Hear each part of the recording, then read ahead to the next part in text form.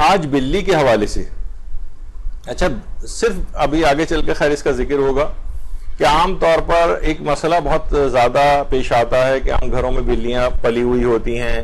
یا آتی جاتی ہیں، تو بلی کے بال کپڑوں پہ لگے ہوتے ہیں، جا نماز پہ لگے ہوتے ہیں، یا بلی کے جسم کی رطوبتوں کا مسئلہ ہے، تو اس کے فقہی احکام کیا ہیں؟ دیکھیے پہلا مسئلہ تو یہ کہ کیا بلی نجس ہے؟ جواب ہے کہ جی نہیں، بلی نجس نہیں ہے، بلی نجس نہیں، بلی پاک جانور ہے۔ لوگ سوچتے ہیں کہ شاید کیونکہ بہت مسئلہ آتا ہے کہ بلی آئی ہمارے کپڑوں سے ٹکرا کر چلی گئی، ہم نماز پڑھ رہے تھے اور بلی آ کر بھاگتی ہوئی آئی اور ٹکراتی ہوئی چلی گئی، تو لوگوں کے دماغ میں ہوتا ہے کہ شاید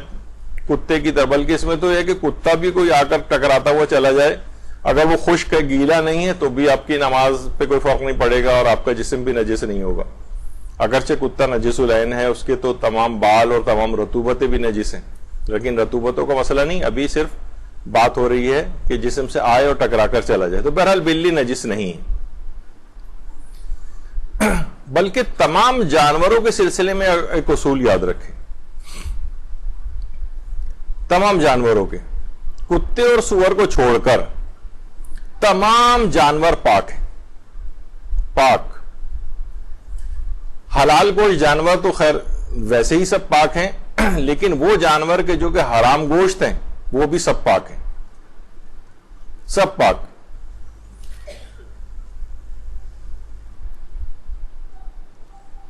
اچھا پھر ایک مسئلہ آتا ہے کہ کیا بلی کو پالنا جائز ہے گھر میں؟ جواب ہے کہ جی ہاں، بلی کو پالا جا سکتا ہے، بس کچھ احتیاطوں کا خیال رکھنا پڑے گا جو ابھی آگے چل کر ذکر ہوں گی۔ بلی کو اصلاً پالنا بالکل جائز۔ دیکھیے بلی ایسی کہ اگر آپ نے نہیں بھی اگر اس کو تھوڑا سا بھی ایک آدھ دفعہ بھی کھانا دے دیا تو بار بار آپ کے گھر کے چکر کاٹے گی۔ جب بھی بلی کا ایک نام طواف بھی ہے، طواف کہتے ہیں چکر لگانے کو نا، اس کو کہتے ہیں طواف، یعنی یہ ایک گھر جو دیکھ لیتی ہے تو بار بار اس گھر کا پھر چکر لگاتی۔ لوگ بلکہ اگر اسے پیچھے چھوڑاتے ہیں تو خوب اسے چکر دے کے دور کہیں چھوڑ کر آتے ہیں۔ تو بعض اوقات یہ بھی سننے میں آیا کہ ایک صاحب نے گھر فون کر کے کہا کہ وہ بلی تو پتہ چلا واپس پہنچ گئی لیکن وہ اپنے گھر کا راستہ بھول گئے تھے، اتنے چکر دیے انہوں نے۔ تو بہرحال بلی کو پالنا یہ جائز ہے۔ اچھا کیا بلی کو خریدنا بھی جائز ہے؟ خریدنا یا بیچنا؟ تو جی ہاں، حلال منفعتوں کے لیے، حلال فائدوں کے لیے بلی کی خرید و فروخت بھی کی جا سکتی ہے۔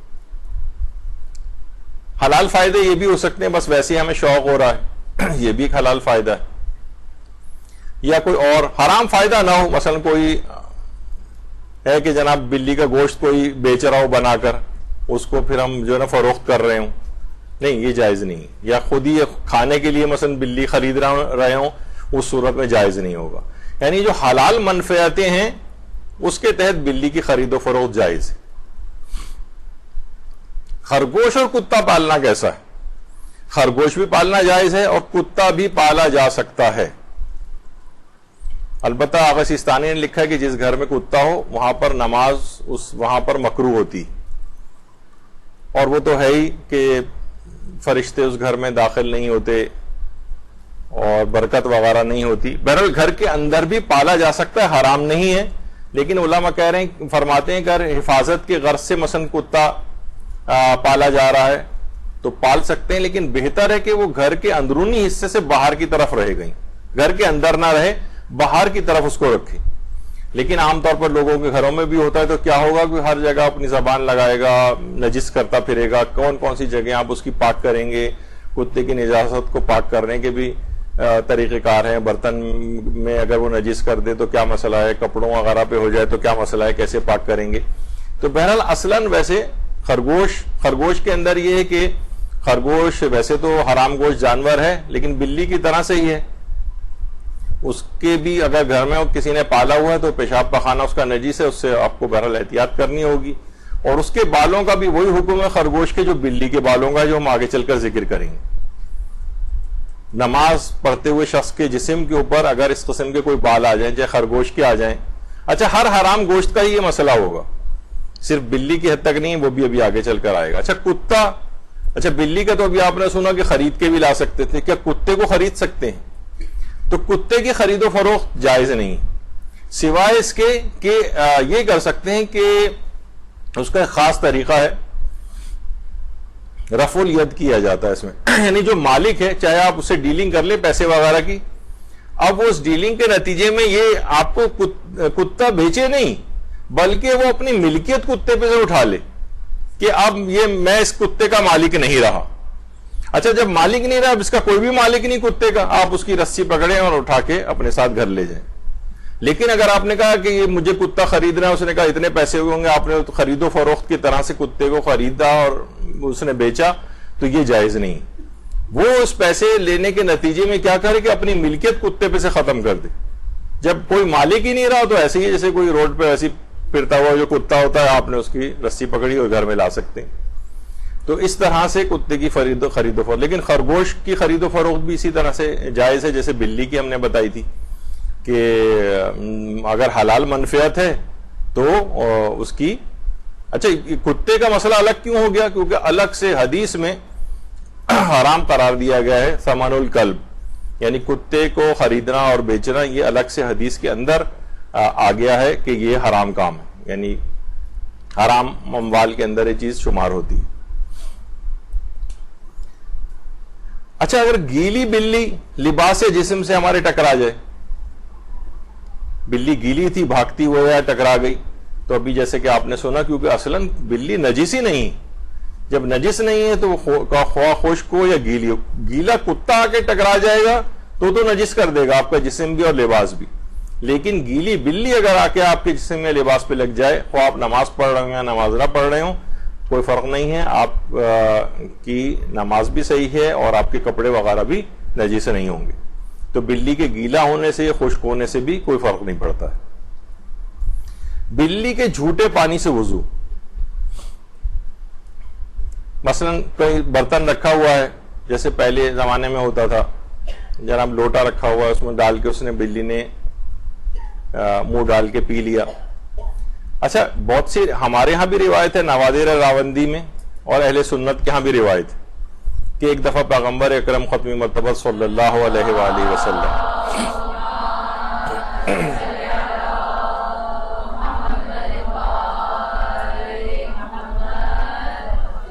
کہ پیغمبر اکرم صلی اللہ علیہ وآلہ وسلم وضو فرما رہے تھے برتن سے، تو ایک پیاسی بلی وہاں آ کر بیٹھ گئی. تو پیغمبر اکرم نے اپنے ہی وہ جو برتن تھا وضو کا وہ اس کے آگے کر دیا، بلی نے آ کر اس میں سے پانی پیا، اور اس کے بعد پیغمبر نے اسی پانی سے اپنے وضو کو مکمل فرمایا. یہ روایت موجود ہے، لیکن شاید یہ آغا سیستانی اس کو اس لحاظ سے نہیں مانتے ہیں، اور انہوں نے یہ لکھا ہے کہ بلی کے جھوٹے پانی سے وضو کرنا مکروہ ہے. جائز تو ہے کیونکہ نجس نہیں ہوتا ہے اس کا، آپ نے ابھی پہلے ہی سنا کہ بلی نجس نہیں ہے، اس کے پیشاب و پاخانے کے علاوہ جو اور رطوبتوں کا بھی ہم مسئلہ بیان کریں گے. بہرحال اس میں بھی یہ کہ وہ بھی منہ اگر اس نے ڈال دیا ہے تو پانی نجس نہیں ہوگا، تو اس پانی سے وضو بھی کیا جا سکتا ہے، یعنی اس میں کوئی حرج نہیں، وضو ہو جائے گا، غسل بھی ہو جائے گا. لیکن یہ کہ بہرحال اس پانی سے وضو کرنا مکروہ ہے، ثواب کم ہو جائے گا. تو بلی کی جھوٹے پانی سے وضو کا مسئلہ. اچھا اب آ جائیے جو بڑا مارکۃ الآراء میں مسئلہ اس لحاظ سے جس کی بڑی شہرت ہوتی ہے، نمازی کے لباس پر بلی کے بالوں کی موجودگی اگر ہو جائے. نمازی کے لباس پر بلی کے بالوں، مثلا نمازی دیکھ رہا ہے کہ ہاں میرے جسم پہ بلی کے بال لگے ہوئے ہیں، تو اس کا مسئلہ کیا ہوگا؟ دیکھیے سب سے پہلے تو بلی کا جسم پورا بالوں سے بھرا ہوا ہی ہوتا ہے. کہا جاتا ہے کہ عام طور پر 18 کے قریب ایوریج بال تو فقط اس کی مونچھوں میں ہوتے ہیں، اور جسم کی جو کم سے کم بھی اگر کسی کے جسم پہ بلی کے کم سے کم 1.5 لاکھ بال ہوتے ہیں، ورنہ مزید لاکھوں میں ہو سکتے ہیں. اور جب بھی کبھی ہوتی ہے گھر میں چلتی پھرتی ہر جگہ اس کے بال جھڑتے ہیں. اب نمازی کے لباس کے اوپر اگر یہ ایسا ہو جائے تو بڑا مسئلہ پیش آ سکتا ہے اس کو. اس طرح سے جسم کے اوپر اس کے بال لگ جاتے ہیں جو اتنی آسانی کے ساتھ ہٹتے بھی نہیں ہیں. بعض اوقات کبھی جائے نماز کے اوپر لگے ہوئے ہوتے ہیں، لباس پہ لگے ہوئے ہوتے ہیں. قول مشہور یہ ہے، یعنی بہت زیادہ بڑی تعداد میں ہمارے مجتہدین کا نظریہ ہے کہ ایک بال بھی اگر بلی کا نمازی کے لباس پر ہو تو اس کی نماز باطل ہے، یعنی اس کو دیکھ رہا ہے کہ میرے جسم کے اوپر بلی کا بال لگا ہوا ہے، حتیٰ ایک بال بھی کیوں نہ ہو، یہ قول مشہور ہے، قول مشہور۔ آقا سیستانی کا نظریہ باقی تمام مجتہدین سے ذرا الگ ہے۔ اچھا، قول مشہور میں کیا؟ مثلا رہبر معظم کہتے ہیں ایک بال بھی اگر ہو تو نماز باطل ہے، آیت اللہ خوئی فرماتے تھے ایک بال بھی ہو تو نماز باطل ہے، زیادہ تر کہتے ہیں فتوے کی بنا پر باطل ہے، اکثر کے نزدیک احتیاط واجب کی بنا پر باطل ہے۔ آیت اللہ سیستانی کا نظریہ سب سے الگ ہے، وہ فرماتے ہیں چند بال اگر لگے ہوں تو اس سے فرق نہیں پڑتا، نماز صحیح۔ بلی کے چند بال، توضیح المسائل میں آپ پڑھیں گی ایک بال، استفتاحات وغیرہ کے اندر ایک بال یا دو بال کا تذکرہ ہے، اور توضیح المسائل جامع جو ہے سو 3 بالوں کا تذکرہ ہے۔ یعنی مقصد یہ ہے کہ بہت ہی کم بال ہوں، لیکن یعنی اتنی زیادہ بہت بڑی تعداد میں سے آپ نے تصویر میں ابھی دیکھا کہ 40 50 100 200 بال اس طرح سے جسم کے اوپر لگے ہوئے ہیں مثلا، تو لیکن جو فتوے کے اندر استفتاحات میں ذکر ہوئے ہیں وہ 3 بالوں تک کا تو ہے، انہوں نے کہا کہ اس سے فرق نہیں پڑتا۔ ہاں البتہ بہت زیادہ بال اگر لگے ہوئے ہوں تو پھر احتیاط واجب کی بنا پر اس کی نماز باطل ہے، یعنی دیکھ رہا ہے کوئی شخص کہ میرے اتنے بال اس کے جسم پہ لگے ہوئے ہیں، یعنی اگر زیادہ بال لگے ہوں تو کیا مسئلہ ہوگا؟ احتیاط واجب کی بنا پر نماز اس کی باطل ہوگی۔ اچھا، جیسے کہ ابھی آپ نے سنا کہ مسائل فقہ جتنے بھی آپ سن رہے ہیں، بلی کے بالوں والا جو مسئلہ، یہ فقط بلی کی حد تک نہیں، خرگوش کا بھی یہی مسئلہ ہے، یعنی ہر وہ جانور کہ جس کا گوشت کھانا حرام ہے، کتے اور سور کے علاوہ۔ کتے اور سور تو وہ تو نجس العین ہیں، ان کے جسم کی ہر رطوبت نجس ہے، ان کے بال تک نجس ہیں، لیکن یہ جو اور حلال گوشت جو اور حرام گوشت جانور ہیں، جس میں شیر بھی آ سکتا ہے، لومڑی بھی آ سکتی ہے، ریچھ بھی آ سکتا ہے، اور اس طرح کے جو بالوں والے اور جانور ہیں، بندر بھی آ سکتا ہے، ان کے کوئی بھی بال اگر جسم پہ اس انداز سے لگا ہوا ہو تو پھر آقا سیستانی فرماتے ہیں کہ اگر بہت کم بال لگے ہوئے ہیں 1 2 3 تو نماز صحیح ہے، اس سے زیادہ اگر لگے ہوں گے، بہت بڑی تعداد میں لگے ہوئے ہیں، تو پھر نماز احتیاط واجب کی بنا پر باطل ہو جائے گی۔ میں نے بڑی کوشش کی کہ اس احتیاط واجب میں جن مراجع کی طرف رجوع ممکن ہے ان کا نظریہ کوئی آسانی والا ملے، لیکن کوئی آسانی والا نہیں ہے، یعنی یا تو فتوے کی بنا پر نماز باطل ہے یا پھر احتیاط واجب کی بنا پر نماز باطل ہے، اس میں سہولت والا کوئی مسئلہ نہیں۔ بس سہولت ایک یہ ہے کہ 1 2 3 بالوں کی حد تک آقا سیستانی نے پرمیشن دی ہے، اس سے زیادہ اگر ہوں گے تو وہ بھی کہتے ہیں کہ احتیاط واجب ہے کہ نماز باطل ہے۔ اور یہ مسئلہ فقط صرف بلی کی حد تک نہیں ہے، خرگوش کا بھی ہے، ریچھ کا بھی ہے، اور اس طرح کے جو اور حرام گوشت جانوروں کا بھی ہے، سوائے کتے اور سور کے جس کا استثناء بیان ہو چکا ہے۔ اچھا، یعنی آیت اللہ خوئی، آیت اللہ خامنائی، آیت اللہ شبیری زنجانی، وحید خراسانی، آیت اللہ سعید الحکیم سب فرماتے ہیں ایک بال بھی اگر نمازی کے لباس پر ہے اور اسے اس بات کا علم ہے تو یہ مبطل نماز ہے اور اس کی نماز باطل ہے۔ اچھا، کسی شخص کو نماز پڑھنے کے بعد پتہ چلا کہ جسم یا لباس پر بلی کا بال لگا ہوا تھا، جسم یا لباس پر، تو جو پڑھی گئی نماز کو کوئی پتہ ہی نہیں تھا، اب تو نماز پڑھ لی گئی، اب وہ پچھلی نماز صحیح ہو جائے گی۔ نماز سے پہلے البتہ ایک احتیاط یہ کر لینی چاہیے کہ انسان اپنے وہ نماز والا جو لباس ہے یا آپ کی جو نماز کی چادر ہے اسے اچھی طرح سے جھاڑ لیں۔ لیکن جو بلیاں ولیاں پالتے ہیں، مجھے تو اتنا پتہ نہیں، وہ کہتے ہیں کہ بھائی اس کے باوجود بھی کئی بال اس طرح سے اس کے لگے رہ جاتے ہیں جو جھاڑنے میں بھی شاید نکلتے نہیں، یا مثلا جائے نماز پہ اگر ہے اور ہمارے جسم پہ نہیں آ رہا ہے اور یہ لباس پہ نہیں آ رہے ہیں اس کے بال، تو اس سے فرق نہیں پڑتا۔ جائے نماز پہ اگر 15 20 بال بھی اس طرح سے لگے ہوئے ہیں لیکن ہمارے جسم اور لباس پر نہیں آ رہے ہوں تو اس سے فرق نہیں پڑتا، جائے نماز کے اوپر بال رہے ہیں وہ مبطل نماز نہیں۔ ہمارے لباس پہ یا جسم کے اوپر بلی کے زیادہ بال نہ لگے ہوں تو نماز سے پہلے ایک احتیاطی عمل ہی کہ سب چیزوں کو جھاڑ لیا جائے، لیکن اب پتہ نہیں کتنی افیکٹو ہوگا جھاڑنا۔ تو کثیر تعداد میں بلی کے بال لگے ہوں تو آیت اللہ سیستانی کا نظریہ آپ نے سنا کہ اس صورت میں احتیاط واجب کی بنا پر نماز باطل ہو جائے گی۔ اچھا، بلی کا پیشاب اور بلی کا پخانہ، یہ جو فضلات ہیں یہ تو نجس ہیں، یہ تو ایک قطرہ بھی کہیں پہ لگ جائے گا نمازی کے لباس پر یا جسم پر تو اس کو نجس کر دے گا، اس میں نماز نہیں ہو سکتی. تو یہ جسم کے اس طرح کے فضلات تو نجس ہیں بلی کے. ایک مسئلہ یعنی اگر یہ فضلات جسم پہ لباس پہ لگ جائیں تو نجس ہو جائے گا، نماز نہیں ہو سکے گی اس میں. لیکن ایک چیز اور بھی ہے کہ بلی کا تھوک یعنی لعاب اس کے منہ کا یا بلی کا دودھ یا بلی کا پسینہ نجس ہے یا نہیں. تو اس کا جواب یہ ہے کہ نہ تو بلی کا تھوک نجس ہے، نہ اس کا دودھ نجس ہے، نہ اس کا پسینہ نجس ہے. یہ اگر نمازی کے جسم کے اوپر لگ جائیں تو پھر کیا مسئلہ ہوگا؟ یعنی بلی کا تھوک یا مثلا بلی کی ناک یا بلی کا پسینہ دودھ نمازی کے لباس یا جسم پر لگ جائے تو اس کا بھی مسئلہ، اس پہ آیت اللہ سیستانی کے علاوہ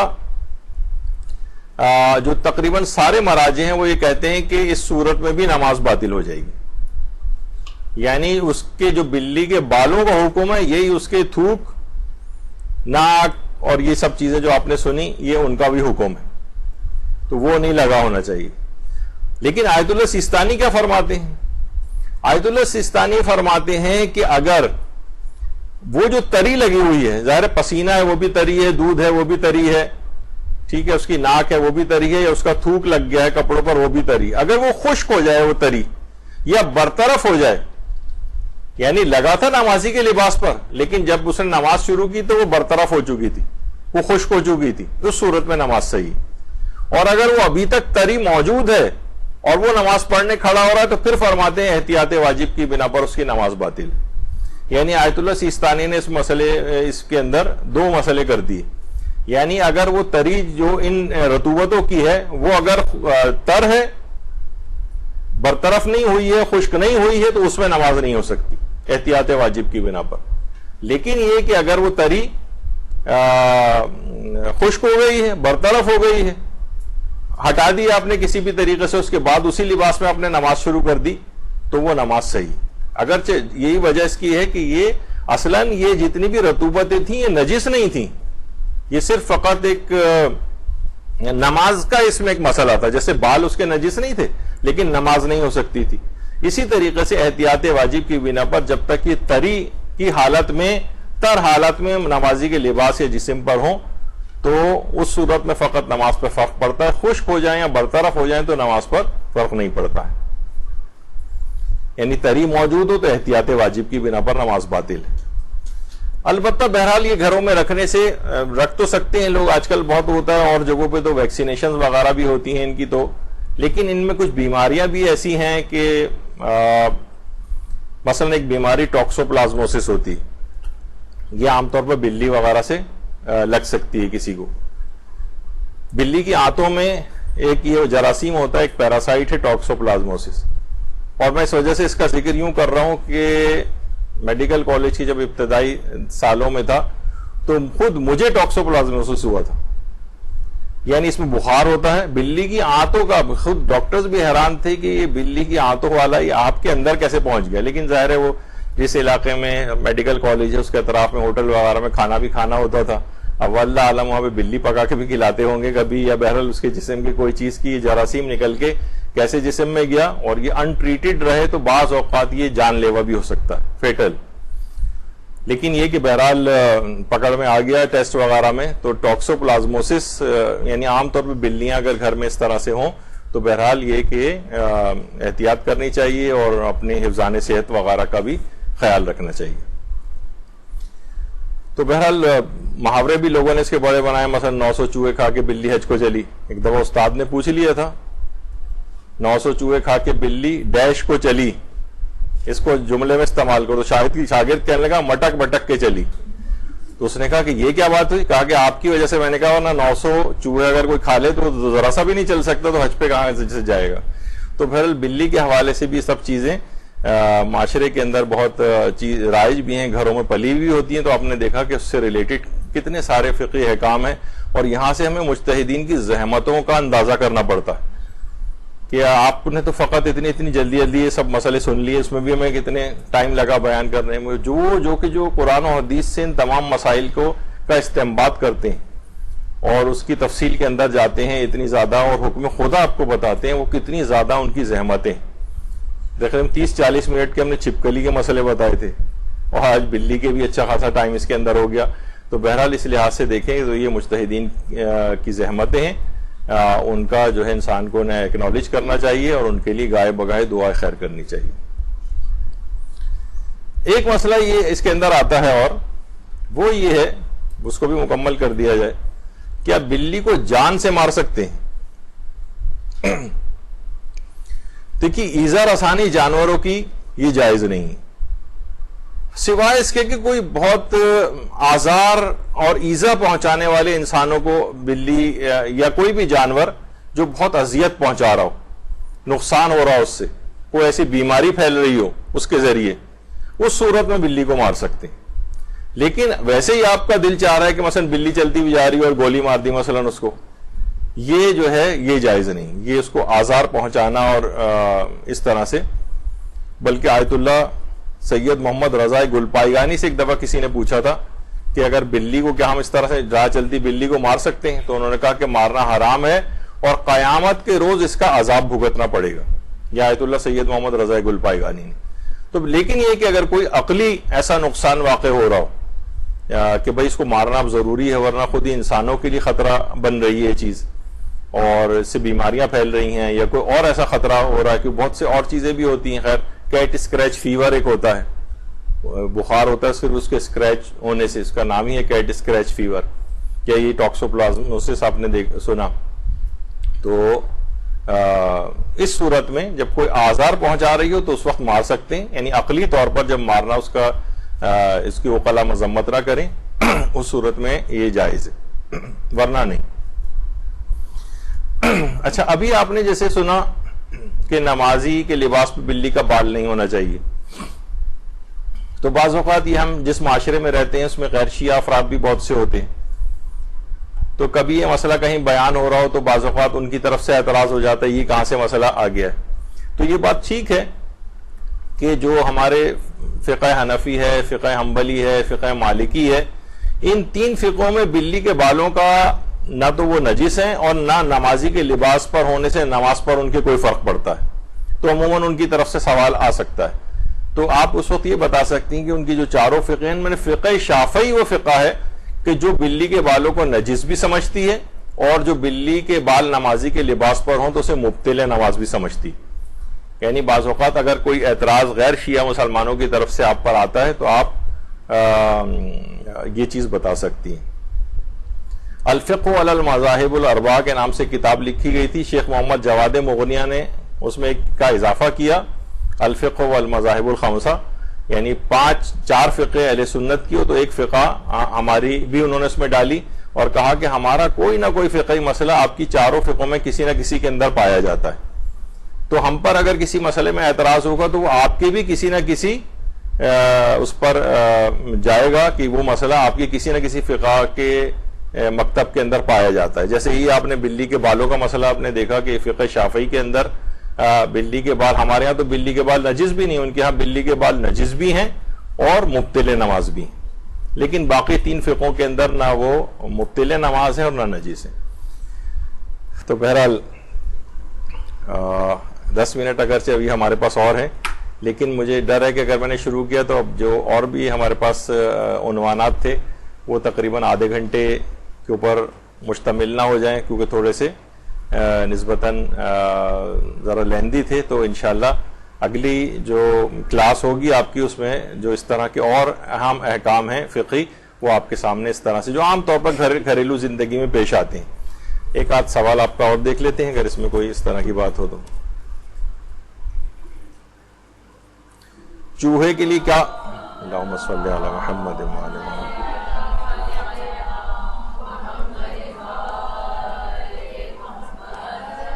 اس میں پوچھا گیا چوہے کے لیے کیا حکم ہے، تو چوہا بھی اسی ضمن میں آتا ہے، یعنی چوہا حرام گوشت جانور ہے، اور لیکن چوہا جسمانی اعتبار سے نجس نہیں ہے، سوائے اس کے کہ ہم نے اپنی آنکھوں سے اس کو دیکھا ہو کہ جناب وہ گٹر میں سے نکل کے آ رہا ہے، گٹر کا پانی اس کے اوپر لگا ہوا اور وہ ہمارے کپڑوں پہ آ کر لگ جائے۔ لیکن چوہا اگر خشک ہے اور ہمارے جسم اور کپڑوں سے ٹکراتا ہوا چلا بھی جائے، چاہے میں پتا ہو کہ یہ تو رہتا ہی گٹروں وغیرہ میں، لیکن اس وقت کم سے کم خشک ہے یہ، تو اس کو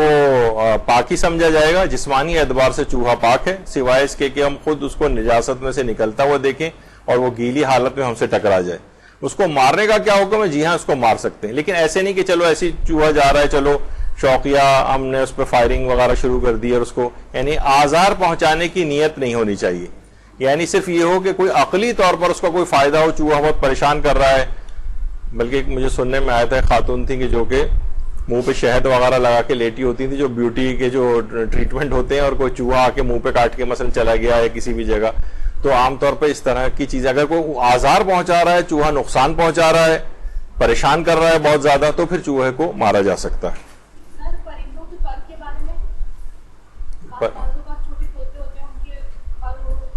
ہاں کوئی حرج نہیں، کیونکہ جو پرندے ہیں ان کے جو فضلات ہیں وہ بھی پاک ہیں آغا سیستانی کے فتوے میں. صرف اور صرف حرام گوشت جانور، حرام گوشت وہ پرندے، صرف امام خمینی کے فتوے میں ان کے فضلات صرف نجس ہوتے ہیں. یعنی امام خمینی کی تقلید میں اگر کوئی ہے، کوئی چیل ہے، کوا ہے، اور تو ان کے فضلات کو وہ نجس سمجھتے تھے. لیکن آغا سیستانی یا رہبر وغیرہ ہیں وہ یہ فرماتے ہیں کہ پرندوں کے جو فضلات ہیں یہ بھی نجس نہیں ہیں، چاہے وہ حرام گوشت پرندے کیوں نہ ہو، اور حلال گوشت پرندے تو ویسے ہی ان کے فضلات پاک ہیں. یہ جب بھی کبھی بقرعید آتی ہے اور ہر دفعہ ہمیں گالیاں کھانے کا شوق ہوتا ہے تو ہم لوگ حلال گوشت جانور کے فضلات پاک ہونے والی پوسٹ فیس بک پیج پہ لگاتے ہیں، تو اس کے بعد ماشاءاللہ سے 1500 تو گالیاں وغیرہ کھا لیتے ہیں کم سے کم. تو لوگ عام طور پر یہ ان چیزوں کو یعنی سمجھتے نہیں ہیں کہ حلال گوشت جانوروں کی بذات خود بھی حلال گوشت جانور پورے کے پورے پاک ہیں، حتیٰ کہ ان کے فضلات بھی پاک ہیں. یعنی بکرے کا، گائے کا، اور گائے بھینس بیل وغیرہ کے فضلات پیشاب و پخانہ اگر ہمارے اس کے اوپر لگ بھی جائیں جسم کے اوپر تو اس سے جو ہے ہم نجس نہیں ہوتے. ہاں ٹھیک ہے، نجس ہونا ایک الگ چیز ہے اور گندا ہونا ایک الگ چیز ہے. دیکھیے کوئی جراثیم اگر والی چیز ہے تو انسان ویسی کراہیت کرتا ہے، اور انسان اپنے لوگ فوراً آ کر کہتے ہیں کہ اچھا اس کا مطلب ہے اگر یہ پاک ہے تو ہم ان کو جسم پہ لگا کے نماز پڑھ لیں. تو یہ کس نے کہا ہے کہ جسم پہ لگا کے نماز پڑھیں؟ کیونکہ نماز میں تو ایک ہے کہ جسم نجس تو ہونا ہی نہیں چاہیے، نہ لباس نجس ہونا چاہیے، لیکن پاک و صاف بھی لباس ہونا چاہیے، یعنی صاف بھی ہو، گندا نہ ہو. گندگی لگی ہوئی ہے تو آپ کو، لیکن یہ کہ اگر آپ کے جسم پہ وہ لگا ہوا ہے کسی بھی جگہ، مثلا کوئی چھینٹ وغیرہ آپ کے پڑ گئی تھی اور آپ نے اس سے نماز پڑھ لی، تو نماز آپ کی باطل کم سے کم نہیں. اسی طریقے سے جو یہ کبوتر اور یہ جو آپ کہہ رہی ہیں کہ طوطے وغیرہ کے پر ہیں وہ بھی نجس نہیں، اور ان کے اگر پر کسی جگہ پر اگر لگے ہوں تو اس سے کوئی فرق نہیں پڑتا. اسی طرح سے کہا کہ چیونٹیوں کو مارنا کیسا، ایک سوال یہ آیا ہے، کیونکہ کچن میں وہ مختلف جگہوں پہ گھستی ہیں اور ادھر ادھر کاٹتی ہیں. تو جیسے کہ آپ نے کہا کاٹتی ہیں اور نقصان پہنچا رہی ہیں، چیونٹی سے بھی ممکن ہے کہ کوئی کھانوں میں جا رہی ہے کچھ ہے تو ان کو مارنے میں کوئی حرج نہیں. لیکن ویسے ہی چیونٹیوں کی قطاریں جا رہی ہیں اور آپ نے کہا کہ چلو چل کے، جیسے وہ عام طور پر کہا جاتا ہے نا کہ جانور کو ویسے جلانا یہ مکروہ ہے، یعنی جو چیونٹیاں یا کوئی بھی اس طرح سے کسی چیز کو جلانا. لیکن لوگ کہتے ہیں آج کل وہ جو مچھر مارنے والے جو ریکٹ آئے ہیں جو الیکٹرک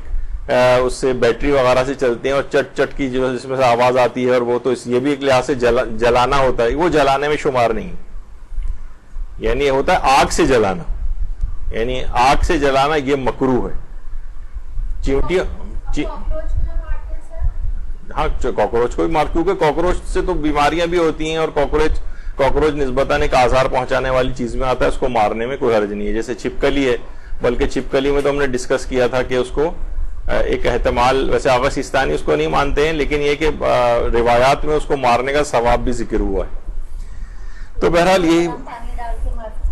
جی مار سکتے ہیں.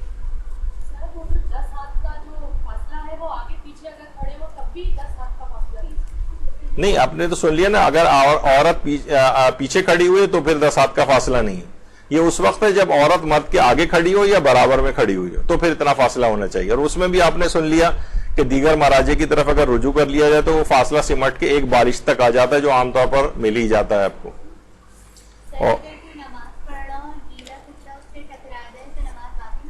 وجہ اس کی ہے کہ آپ کا جسم وہ لباس نجس ہو گیا نا، اس وجہ سے، تو پھر آپ دوبارہ نماز پڑھیں. اور پھر یہ کہ دوسرے مرجع کی طرف رجوع کرنے کا کیا طریقہ ہے، بس دماغ میں نیت کر لیں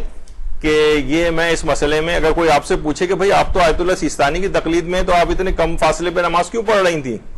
فلاں شخص سے، تو آپ کہیں گے بھائی میں نے اس مسئلے میں رجوع کر لیا ہے مثلا فلاں مجتہد کی طرف، آیت اللہ وحید خراسانی کی طرف وہ ایک بالشت کا کہتے ہیں. تو بس یہ خود بخود رجوع شمار ہو جائے. کوئی پوچھے تو آپ بتا سکیں, آپ کو پتا ہو کہ یہ آپ نے, چاہے اس وقت آپ کے دماغ میں نہ ہو, بس آپ نے ابھی سن لیا اور بعد میں آپ نے نمازیں شروع کر دی اس طرح سے, تو بعد میں کوئی پوچھے تو آپ بتا سکیں, بس اتنا ہی کافی ہوتا ہے. رجوع میں باقاعدہ یہ نہیں ہوتا کہ میں رجوع کرتی ہوں واجب قربتاً اللہ ٹائپ کی نیت کی ضرورت نہیں. اب دوسرا آپ کا لیکچر شروع ہونے والا ہے. مولانا محترم عامر رضا یاسوبی صاحب قبلہ تشریف لانے والے ہیں, تو آپ لوگ جلدی فارغ ہو جائیں. وصلی اللہ علی محمد و آلہ الطیبین.